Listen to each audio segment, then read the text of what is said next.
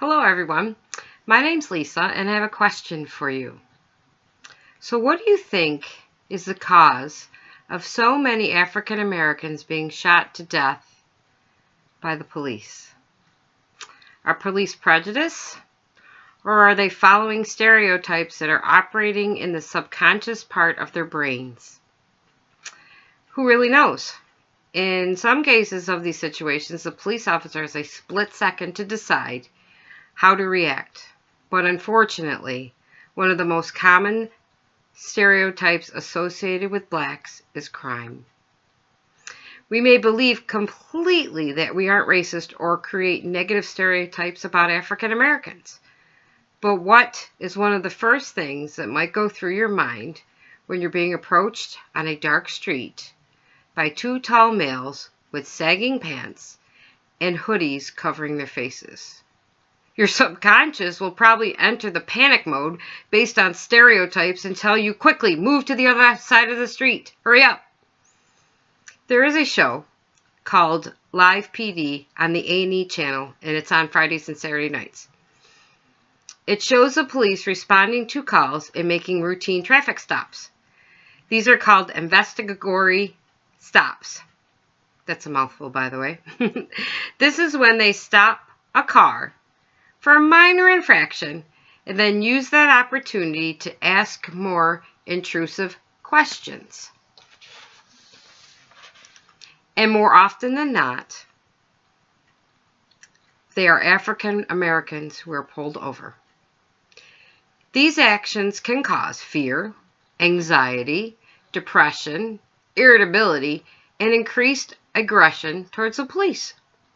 And the worst part of it all, it creates a distrust and lack of cooperation with the police. There's also something called reversed racism. This is the opposite of whites creating bad stereotypes of blacks. It's when blacks create bad stereotypes about whites. What's the solving?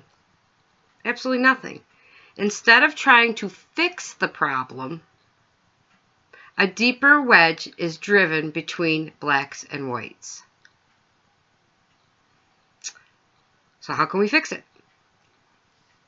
There's a man named Paul Glaser. He wrote a book called Suspect Race: Cause and Consequences of Racial Profiling. In his book, he mentions that the situation could be helped by creating more specific signals of legitimate criminal behavior so less people will be stopped. And the success rate of catching a real criminal will increase. People, just like the students at the Marjorie Stoneman, Douglas High School in Parkland, Florida, they have said enough is enough. These senseless shootings need to stop.